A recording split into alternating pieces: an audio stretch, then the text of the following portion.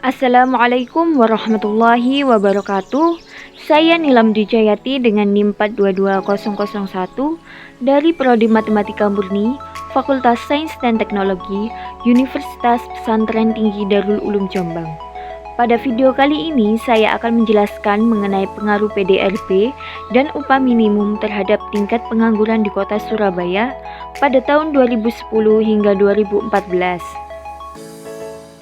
Latar belakang pertumbuhan ekonomi suatu negara atau suatu wilayah yang terus menunjukkan peningkatan menggambarkan bahwa perekonomian negara atau wilayah tersebut berkembang dengan baik.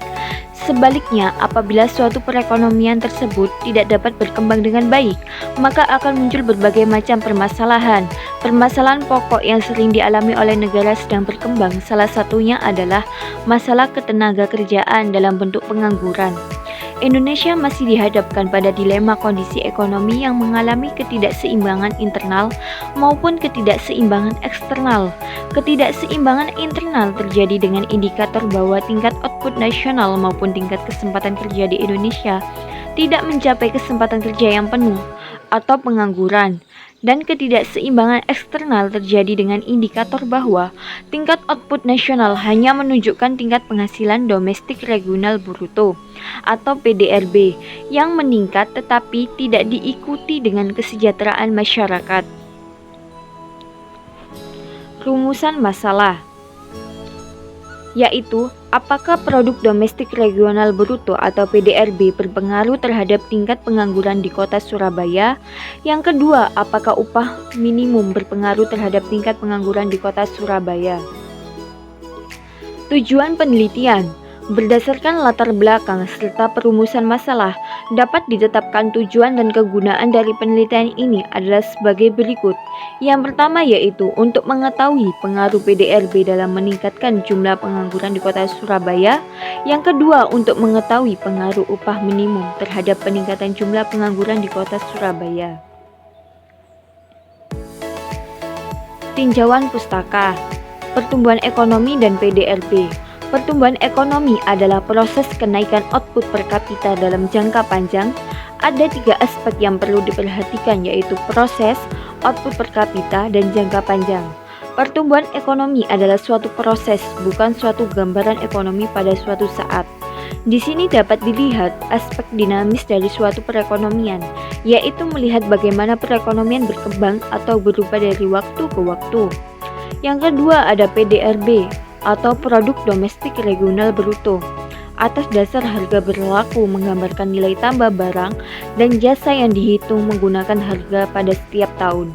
Sedangkan yang produk domestik regional bruto atas dasar harga konstan menunjukkan nilai tambah barang dan jasa yang dihitung menggunakan harga pada tahun tertentu sebagai tahun dasar. Metode penelitian. Yang pertama yaitu ada desain penelitian.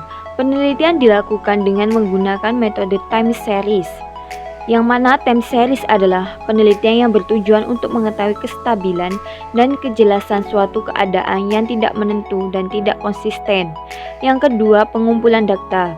Teknik pengumpulan data yang dipergunakan dalam penelitian ini adalah menggunakan dokumentasi dengan cara mencari dokumen dan arsip dari Badan Pusat Statistik Provinsi Jawa Timur. Yang ketiga, analisis data. Dalam penelitian ini menggunakan metode statistika untuk keperluan estimasi.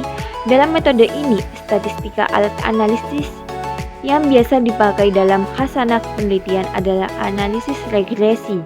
Yang keempat ada metode analisa. Teknik analisis yang digunakan adalah teknik analisis linear berganda yang dapat diuji dengan tingkat signifikasi 0,05.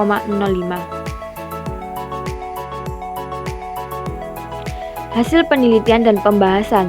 Pengaruh PDRB terhadap tingkat pengangguran. Dapat dilihat bahwa sektor yang tertinggi adalah sektor informasi dan komunikasi sebesar 12,582%.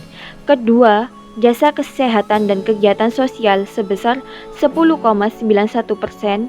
Ketiga, jasa keuangan dan asuransi sebesar 9,726%. Sektor tersebut merupakan sektor-sektor yang mampu tumbuh dan berkembang dengan baik di kota besar seperti Surabaya, sehingga sektor tersebut mampu menyerap tenaga kerja karena meningkatkannya hanya pada sektor-sektor yang padat modal saja. Sehingga walaupun pengangguran menurun, namun jumlahnya tidak signifikan. Pengaruh upah minimum terhadap tingkat pengangguran. Upah minimum mempunyai hubungan negatif dengan tingkat pengangguran terbuka. Artinya setiap kenaikan upah minimum menyebabkan tingkat pengangguran terbuka menurun di wilayah Surabaya.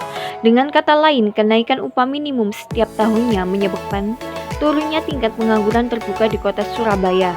Sesuai dengan teori model 2 sektor yang menyatakan bahwa turunnya tingkat pengangguran terbuka ini disebabkan karena setelah terdapat kebijakan upah minimum yang meningkat tiap tahunnya menyebabkan permintaan tenaga kerja di sektor formal lebih sedikit sehingga masyarakat yang ada di kota Surabaya memilih untuk berpindah sektor informal. Dengan berpindahnya tenaga kerja ke sektor informal, masyarakat akan tetap mendapatkan pekerjaan. Meskipun sektor informal belum tercover kebijakan upah minimum, tetapi masyarakat tidak kehilangan pekerjaannya atau tidak menjadi pengangguran. Kesimpulan dan saran. Kesimpulan, PDRB mempunyai hubungan negatif terhadap tingkat pengangguran terbuka di kota Surabaya. Hal ini menjelaskan bahwa setiap kenaikan PDRB, maka tingkat pengangguran terbuka di kota Surabaya akan mengalami penurunan yang artinya PDRB tidak berpengaruh nyata terhadap tingkat pengangguran di kota Surabaya. Fenomena ini terjadi karena pertumbuhan ekonomi diikuti dengan meningkatnya kapasitas produksi yang berorientasi pada padat karya. Yang kedua yaitu upah minimum mempunyai hubungan yang negatif terhadap tingkat pengangguran di kota Surabaya. Hal ini menjelaskan bahwa setiap kenaikan upah minimum maka tingkat pengangguran akan menurun, yang artinya upah minimum tidak berpengaruh nyata terhadap tingkat pengangguran di kota Surabaya. Fenomena ini bisa terjadi karena banyaknya tenaga kerja yang bekerja beralih menjadi bekerja di sektor informal atau bahkan membuka usaha sendiri di sektor informal daripada harus menganggur.